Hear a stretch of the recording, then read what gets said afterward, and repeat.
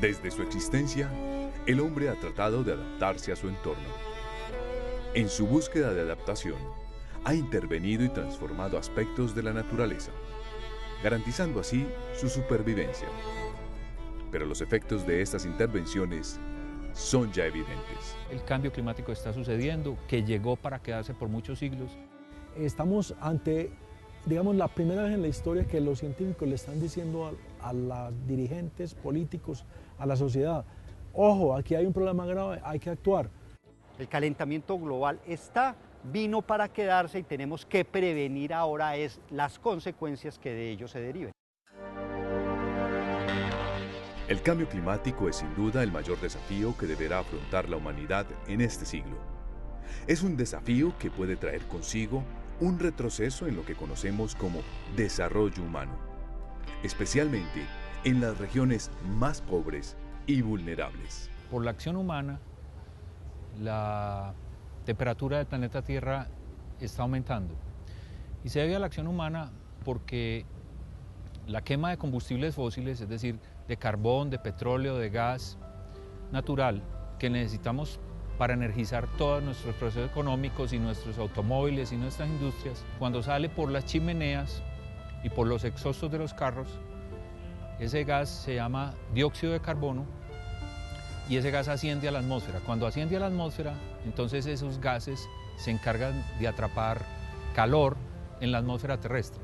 Es como si tuviéramos una cobija para dormir de noche y la cobija se volviera cada vez más gruesa.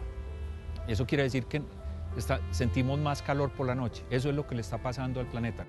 La Tierra se ha calentado aproximadamente 1 grado centígrado desde que empezó la revolución industrial y se pronostica que va a aumentar hacia el final del siglo el orden de entre 2, 3 y eventualmente algunos pronostican que hasta 4 o 5 grados. Eso tiene consecuencias de muy diversa naturaleza. Por ejemplo, se derriten los glaciares y eso puede incrementar el nivel del mar. El nivel del mar puede subir al final del siglo del orden de 1 metro. Eso significa que ciudades costeras, que gente que vive en zonas bajas, que estamos hablando en el mundo, del orden de cientos de millones de habitantes tendrán que desplazarse por causa del aumento del nivel del mar. Significa que perdamos los glaciares, que los nevados que tenemos hoy en Colombia de montaña, que alcanzamos a conocer, los hijos de nosotros, nuestros nietos, no los vayan a conocer. Significa que la agricultura se va a transformar. Zonas altas se van a calentar, entonces antes eran hábiles para cultivar papa, y en 40, 50 años no se va a poder cultivar papa ya. Simultáneamente zonas que no eran buenas para café, altas de 2000 metros de altura, pueden volverse cafeteras porque aumenta la temperatura. Se considera que las especies, digamos la fauna y la flora colombiana, uno de los componentes de la biodiversidad, pues tienen respuestas mixtas al tema de cambio climático. Hay especies que pueden adaptarse en los periodos en los que se ve esa variabilidad que se viene, pero gran parte de la biota pues va a tener restricciones de hábitat, va a tener cambios importantes en la oferta de alimento o de espacio para reproducirse, en fin, con lo cual una buena parte de la biodiversidad colombiana puede estar en riesgo en los próximos años, digamos en los próximos 50 años. Lamentablemente no es fácil hacer una evaluación de cuáles son los efectos genéricos, pero por ejemplo las especies que están ubicadas en ecosistemas también digamos vulnerables o que tienen condiciones particulares y no tienen movilidad o capacidad adaptativa, pues son las primeras que van a colapsar. Se proyectó un escenario climático para el país en el año 2070, con tendencias a un aumento de entre 2 y 4 grados centígrados en la temperatura media y en las condiciones hidrológicas una reducción en las precipitaciones de hasta un 30% en algunas regiones. Por su parte, el departamento de Antioquia y la ciudad de Medellín, gracias a su ubicación geográfica y a sus características topográficas e hidrográficas, viven una situación particular. No todo el territorio antioqueño está en montañas, pero mucha de nuestra parte productiva sí lo está. En esa área de montaña nosotros esperaríamos ver que las condiciones ideales para un cultivo van ascendiendo. en altitud. Entonces, que el café que yo hoy encuentro a cierta altitud, dentro de 50 años lo puedo encontrar 100 o 200 metros más arriba de la montaña. Para eso nos tenemos que preparar, porque las comunidades que viven a 100, 200 metros más arriba hoy no cultivan café, no tienen cultura cafetera y hay que prepararlos para eso. Y los que están en los pisos más bajos de café, que hoy cultivan café, no lo podrán hacer dentro de 50 años. Entonces, para eso hay que prepararse. Dentro de nuestros sectores económicos, los que más se tienen que preparar probablemente sean la agricultura, ganadería, el sector hidroeléctrico, que termina siendo el más sensible, ¿cierto? Porque me cambian las precipitaciones, entonces me cambia cómo estoy manejando yo mis embalses.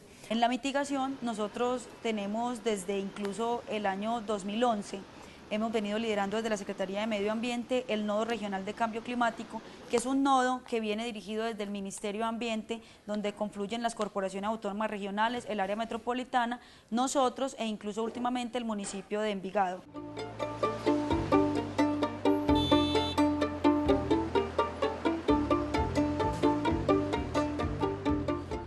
El área metropolitana se ha venido preocupando desde hace un par de años por el fenómeno de cambio climático, que básicamente tiene que ver pues, con los gases de efecto invernadero generados por los diferentes sectores económicos asentados aquí en el Valle del Aburrá. Y por lo tanto se hace un inventario de gases de efecto invernadero para la región, que va a ser inclusive el primero que se hace en Colombia e inclusive el primero que se hace en Sudamérica, porque la verdad es que los países que pertenecen a la Conferencia de Naciones Unidas de Cambio Climático lo que presentan es un inventario nacional cada 2 años de todo el país, pero nadie ha realizado uno regional para que ese inventario tenga menos incertidumbre. Estamos utilizando la metodología IPCC.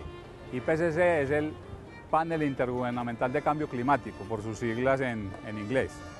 Esa metodología nos dice que debemos recoger los datos mínimo de 5 sectores: el sector industrial, el sector de transporte, el sector de generación de energía, el sector de residuos y un sector que se llama AFOLU. AFOLU, por su sigla en inglés, es el sector agricultura, pecuario y de usos del suelo. Como ven, nosotros no somos un país que emita mucho. Somos uno de los países más limpios, pero aún así tenemos responsabilidades frente al tema. Nosotros tenemos un transporte supremamente ineficiente en el aspecto de emisiones de gases de efecto invernadero. Emitimos mucho en el sector transporte, mientras el mundo emite mucho en el sector de generación de energía. Ahí son los focos. Tenemos que comenzar a dar una transición hacia tecnologías bajas en carbono, o sea, tecnologías que emitan menos CO2 a la atmósfera. Se ha formulado la iniciativa forestal para establecer al menos cerca de 6.000 hectáreas de sistemas forestales con un poco más de énfasis en especies nativas, buscando favorecer el establecimiento de especies tropicales y nativas que permitan dar un valor agregado a la biodiversidad que está presente en la zona rural.